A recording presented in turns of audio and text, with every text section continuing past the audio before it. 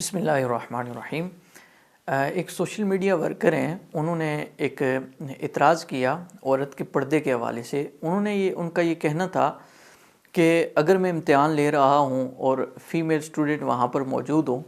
تو اگر وہ پردے کے اندر ہوں تو میں ان فیمیل اسٹوڈنٹ جو امتحان دے رہی ہیں تو میں ان کی شناخت کس طرح کروں گا۔ بنیادی طور پر پردے کے حوالے سے ان کا یہ اعتراض تھا کہ پردہ نہیں ہونا چاہیے۔ تو سب سے پہلے میں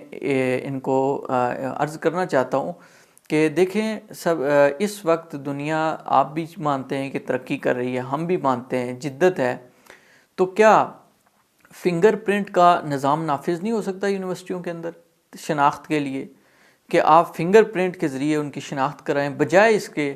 کہ آپ مذہبی آزادی سے روک دیں؟ کہ مذہبی آزادی سے روکنا کا مطلب یہ کہ آپ اسے کہہ رہے ہیں کہ ایک عورت جو اپنی مرضی سے اسلام کو فالو کرتے ہوئے، اسلام پر عمل کرتے ہوئے وہ اپنی مرضی سے پردہ کرنا چاہتی ہے،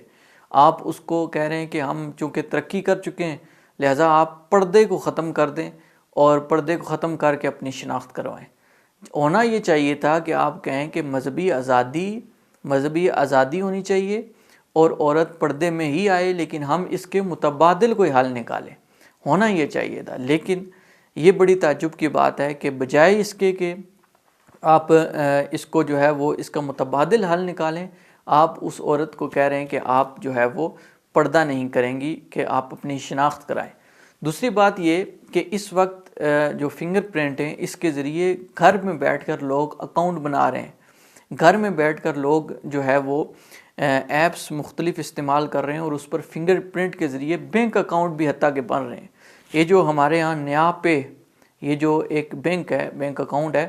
تو اس کو آپ گھر میں ایزیلی بنا سکتے ہیں، اس میں کوئی مسئلہ نہیں۔ اس طرح بہت سی جدت آ چکی ہے ہمارے ہاں کہ گھر میں بیٹھ کر آپ جو ہے وہ اپنی شناخت کروا سکتے ہیں۔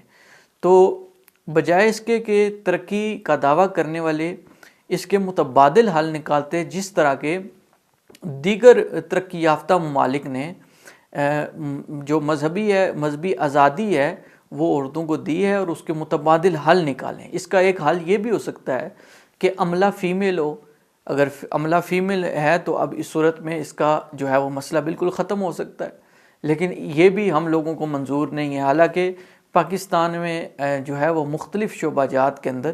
ہمارے ہاں پولیس کے اندر فیمیل کا عملہ ہے جو فیمیل کو ڈیل کرتا ہے، تو کیا یونیورسٹیز کے اندر ایسا نہیں ہو سکتا کہ فیمیل عملہ ہو اور وہ فیمیل کو ڈیل کرے؟ بہترین حل ہے یہ۔ اسی طرح یہ بھی یاد رکھیں کہ جو شناخت ہوتی ہے یہ چند لمحوں میں بندہ کرا سکتا ہے۔